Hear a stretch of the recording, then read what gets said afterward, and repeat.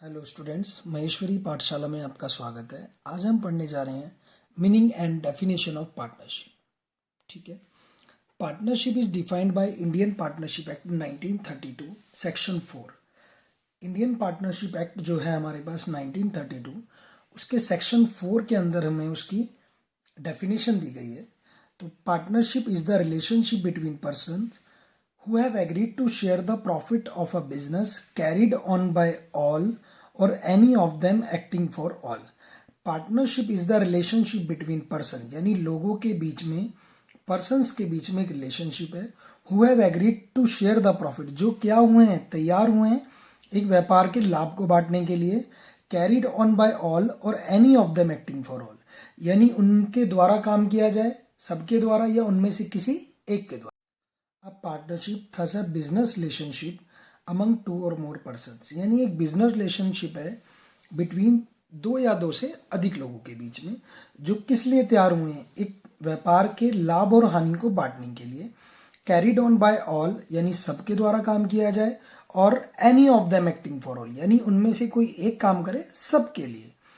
Partners, firm and firm name, the person who have entered into a partnership with one another individually are called partners, यानी जो व्यक्ति partnership में आए हैं उनको क्या कहा जाता है, partners. And collective A firm, और वो क्या बनाते हैं, फर्म बनाते हैं। The name under which the business is carried is called firm name, यानी जिसके अंडर में, जिस नेम के अंडर में काम किया जाता है उसको क्या कहते हैं, फर्म नेम कहा जाता है। Partnership from the legal viewpoint is not separate legal entity from its partners since the firm's debt can be paid, कि फर्म के जो डेप्ट हैं वो पेड किए जा सकते हैं from private assets of the partners, यानी पार्टनर्स के जो प्राइवेट एसेट्स हैं उसमें से भी अगर फर्म के पास एबल नहीं है पेमेंट करने के लिए अपनी लाइबिलिटीज, तो उसमें से भी पार्टनर्स के जो एसेट्स हैं, पर्सनल एसेट्स हैं, उसमें से भी पे किए जाएंगे। Partnership is separate business entity from the accounting view point. Partnership is separate business entity from the accounting view point. चलिए अब हम बहुत आसानी से इसकी डेफिनेशन को पढ़ेंगे। ए जो है मुंबई में रहता है, बी है दिल्ली में रहता है। ए के पास दिल्ली की एक प्राइम लोकेशन में एक होटल बना हुआ है। ठीक है जी। वो चाहता है कि कोई व्यक्ति, बहुत अच्छा एजुकेटेड व्यक्ति इसको संभाले। ठीक है। तो उसने एक एडवर्टाइज दिया न्यूज़पेपर में कि जो भी व्यक्ति मेरे इस होटल को संभालेगा मैं उसे 2 लाख रुपए सैलरी पर मंथ की दूंगा। ठीक है जी। तो बी जो था ये IIM से पास आउट था, ये पहुंच गया इंटरव्यू के लिए। उसने कहा सर मैं 2 लाख रुपए में आपके पास काम नहीं करूंगा, मुझे सैलरी चाहिए 3 लाख रुपए। अगर आप दे पाएंगे तो जब भी मैं आपके साथ काम करूंगा। तो ए ने कहा एक काम करिए आप एक काम करिए, क्यों ना हम मिलकर के एक पार्टनरशिप कर लेते हैं। क्योंकि देखें मैं तो दिल्ली में रहूंगा नहीं, मैं तो बॉम्बे में मेरा जो अपना बिजनेस है मैं तो उसे संभाल रहा हूं। आप सिर्फ काम करिए, रिसोर्सेज मेरे, सब कुछ मेरा। तो हम एक काम करते हैं, इसके जो लाभ होंगे इसको 2:1 के रेशो में बांट लेंगे। किस रेशो में, 2:1 के रेशो में। ठीक है जी।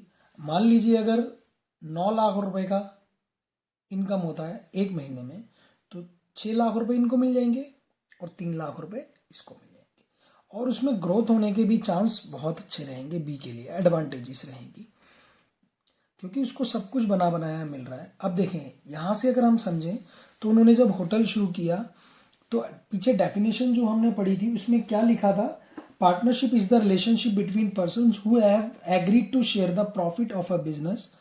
क्या हुए हैं, वो तैयार हुए हैं एक व्यापार के लाभ को बांटने के लिए।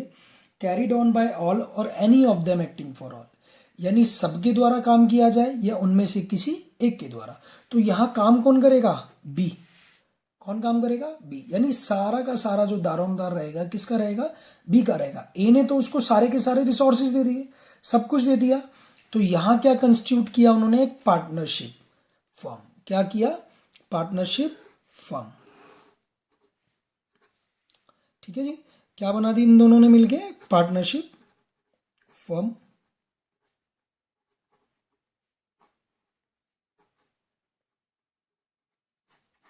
ठीक है। इन्होंने होटल का नाम रख लिया चोलामंडलम। भाई होटल का नाम भी तो दमदार होना चाहिए, चोलामंडलम होटल।